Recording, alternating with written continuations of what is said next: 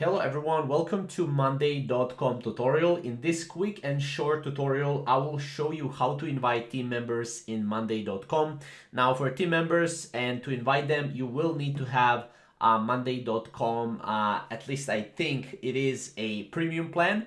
So first of all, what we need to do is we need to go here, and then as you can see here, we have teams on the left side, as you can see right here. So click on teams.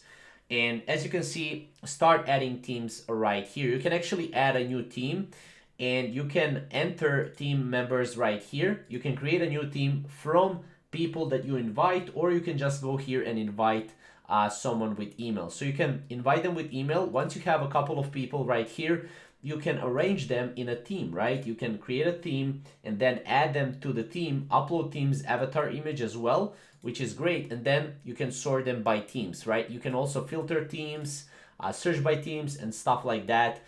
Very, very useful for those of you who are managing a lot of teams in Monday.com.